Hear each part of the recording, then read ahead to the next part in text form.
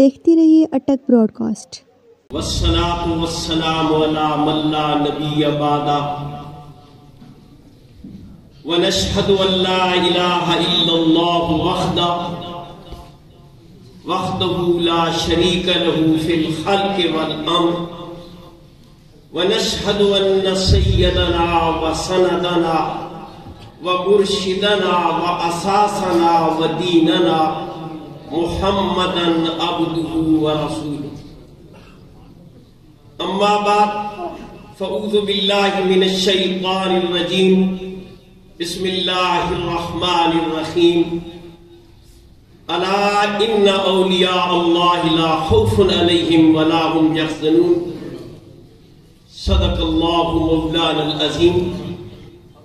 وقال النبی صلی اللہ علیہ وسلم اتقوا بفراست المؤمن فإنه ينظر بنور الله أو كما قال عليه الصلاة والسلام۔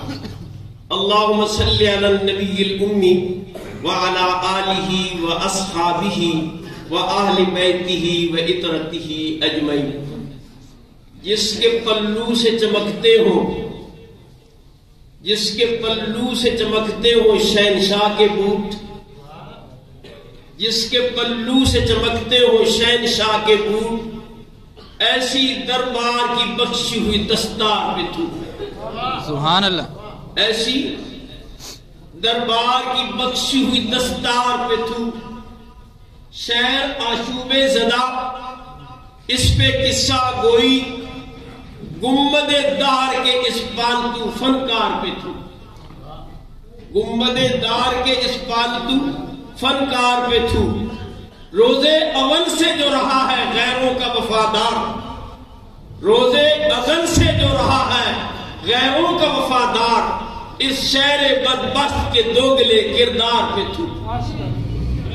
انتہائی قابل احترام ہمارے مرشد پیر صاحب جو بہت دور دراز لمبا طویل سفر کر کے یہاں تشریف لائے ہیں، اور الحمدللہ انہیں دیکھ کر یقیناً اللہ یاد آ جاتا ہے، اور پیر اور مرشد اور ولی کامل ہوتی وہی ہے جن کو دیکھ کر اللہ یاد آ جاتا ہے۔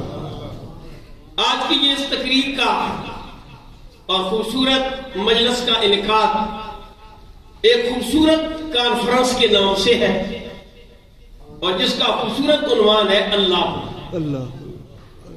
اب اللہ آپ سمجھتے ہیں کہاں سے آیا ہے؟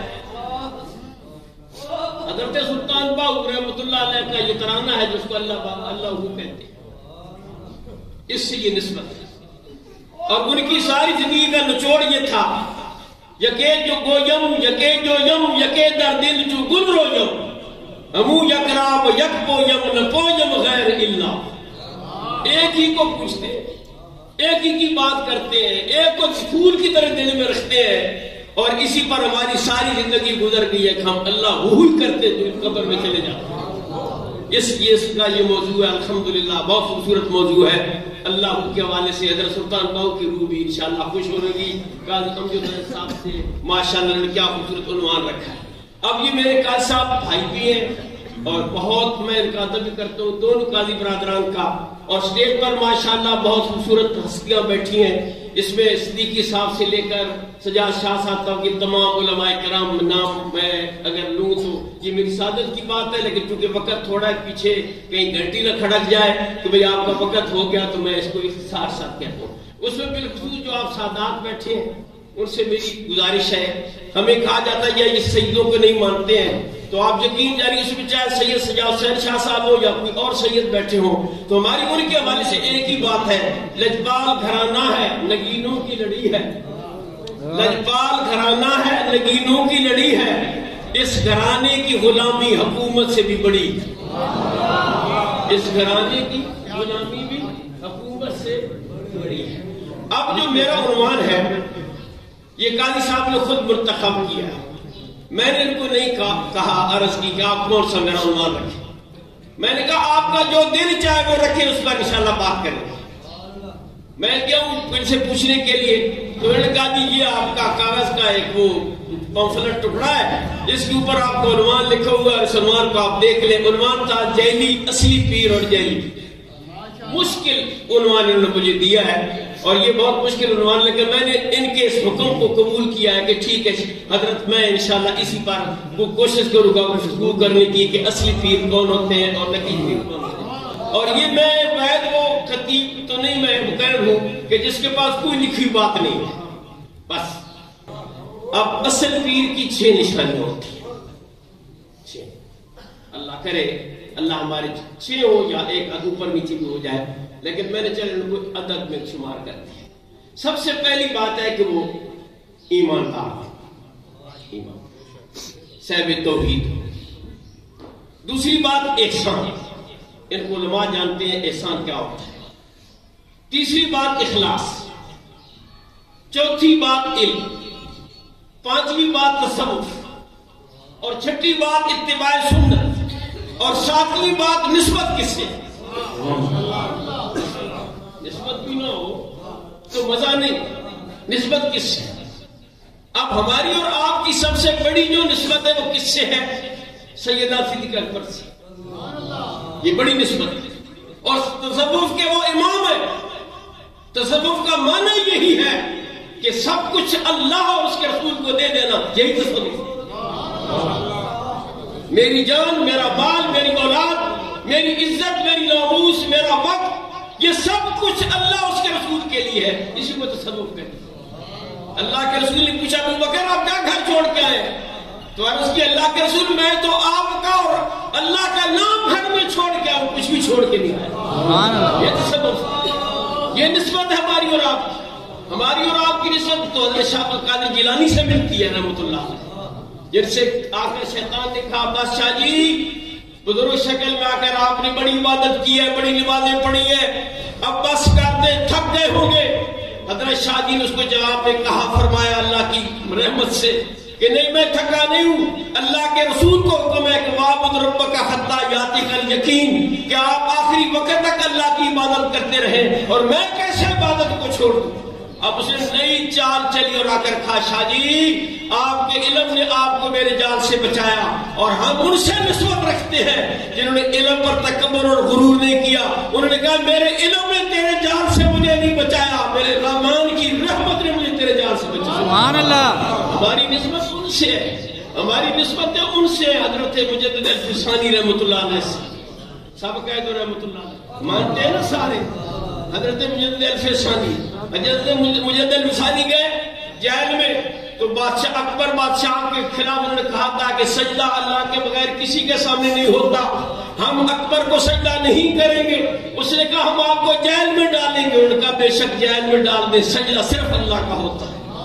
اب اس نے ایک چال چلی، کھڑکی بنائی، اور کھڑکی میں حضرت مجدد الفسانی سے کہا آپ کو یہاں سے گزرنا پڑے گا۔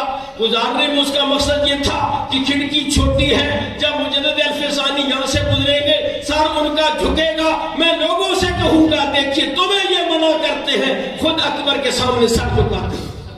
لیکن مجدد الفسانی نے کیوں نہیں کیا؟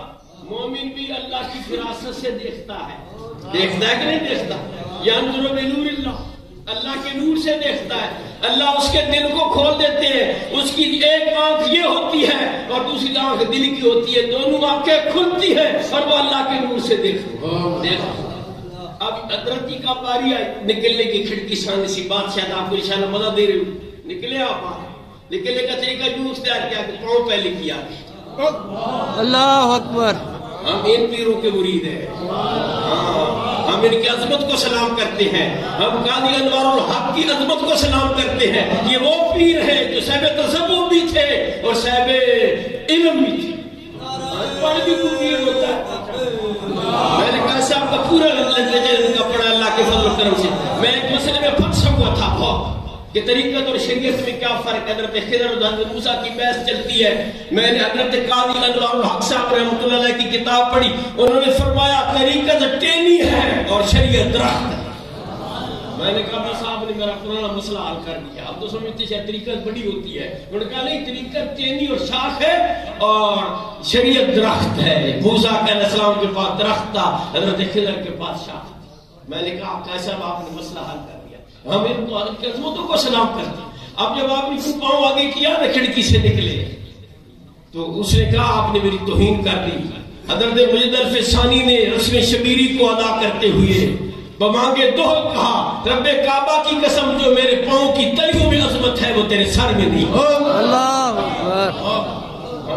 ہماری ان سے نسبت ہے اللہ کے فضل و کرم سے ان سے ہمارا تعلق ہے.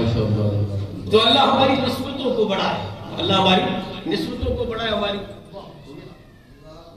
تو اللہ اور آخری جو بات میں کرنا چاہتا ہوں وہ بھی میں کر دوں اتباع سنت. اللہ ہم سب آپ کو اتباع سنت کی توفیق عطا فرمائے. اور حضرت عمر کو امام آتے ایک لقمہ گرا اس کو اٹھایا مٹی صاف کی کھایا. لوگوں نے کہا آپ نہ کھائیں مٹی لگی ہوئی لقمہ ہے نیچے گرو آپ امیر المومنین ہیں. انہوں نے کہا میں ان مکہ کی وجہ سے اپنے محبوب نبی کی سنت چھوڑ دوں.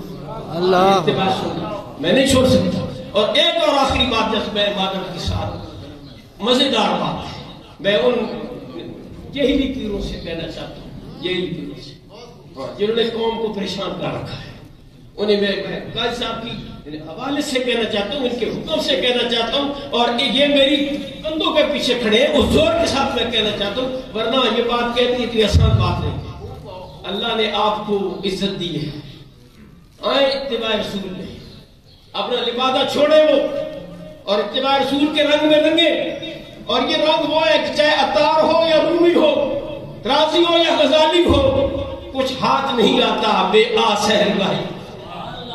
رات جاگنے کے بغیر کچھ نہیں ہاتھ آتا. آپ فرض نماز بھی نہیں پڑھتے ہیں لوگوں کے پیر بنی ہوئی ہے رات کو جاگے آپ کا چہرہ بتائے کیا جس نے رات تہجد میں اللہ کے سامنے سجدہ کیا مزہ آئے گا. ہم آپ کے قدموں کو چومے گا ہماری قابل احترام ہے لیکن کہ ٹھگی مگی ہم آپ کی نہ چلنے دیں گے نہ چل سکتی ہے. اب سچے پیر میدان میں آ گئے تمہاری یہ ساری باتیں ختم. ہارون رشید کا دور تھا ایک مانگنے والا بڑا تکڑا مانگنے والا تھا سوالی. ہارون رشید کا موڈ خراب ہے. اس نے کہا میں آج کو آپ کو کچھ نہیں دیتا. اس نے کہا آپ مجھے کچھ بھی نہ دے میں بھی لے کے جاؤں گا. سوالی بھی بڑے تکڑے ہوتے ہیں. میں بھی لے کے جاؤں گا. اللہ کرے ہم بھی اللہ سے ایسا ہی مانگے گا آج میں بھی لے کے جاؤں گا. لے کے جاؤں گا. بندہ لپٹ جائے تو ضرور ملتا ہے. اس نے کہا چل نکلے. اس نے کہا چلو میں جا رہا ہوں آپ کو دینا پڑے گا. بندہ بڑا تکڑا تھا. اس نے جا کر جنگل میں اپنی جھگی بنائی اور وہاں اللہ نام کرنے شروع کر بیٹھے. کچھ دنوں کے بعد ہارون رشید اور زبیدہ خاتون وہاں گئے تو انہوں نے جا کر دیکھا جھونپڑی ہے پرانی سی اور فقیر منش آدمی اللہ نہ کر رہا ہے. انہوں نے دیکھا ان کا یار یہ جنگل میں بندہ بیٹھا ہوا ہے اس کے لیے کچھ کرنا چاہیے. گھر آئے گھر سے ساز و سامان لے کر گئے. انہوں نے کہا جی یہ ساز و سامان قبول کرے. اس نے کہا میں نہیں تھوکتا بھی نہیں. اللہ میں تھوکتا بھی نہیں. میرا اللہ سے تعلق ہے. وہ مجھے غیب سے کھلاتا ہے. میں آپ کا اس بار اسباب کیوں. وہ واپس آ گئے نا امید ہو کر یار یہ تو اللہ والا نہیں لیتا ہے. دوسرا دن ہوا تو سواری لا کر سلام کیا. اس نے کہا میں آ گیا. اس نے کہا آپ کون. اس نے کہا میں وہی جو کام تھا. انہوں نے کہا کل ہم نے آپ کی بڑی منتیں کی ہے یار آپ نے کوئی چیز وصول نہیں کی اور آج آپ پھر مانگنے کے لیے گئے. اس نے کہا میں نے صوفیوں کا لباس پہنا ہوا تھا اور اگر میں کل آپ سے کچھ لے لیتا تو صوفیوں کے لباس پر تو داغ لگتا. میں وہ داغ نہیں لگانا چاہتا. سبحان اللہ. لینا چاہیے تھا مجھے. میں سوالی تھا. میں مصنوعی صوفی تھا. میں باصفا نہیں تھا. میں سچا پیر نہیں تھا. میں نے دھوکے کے لیے آپ کو قابو کرنا تھا لیکن لباس میں نے صوفیوں والا پہنا ہوا تھا تو میں صوفیوں کے لباس کو داغدار نہیں کرنا چاہتا. اس لیے میں نے کچھ نہیں لیا. اس لیے کہ میں یہ سمجھتا ہوں کہ صوفی کے دل میں اللہ کے بغیر کوئی اور نہیں بستا. ماں سے اللہ کو وہ دل سے نکال دیتا ہے اور اس کی ایک نسبت صرف ہوتی ہے اللہ کے ساتھ.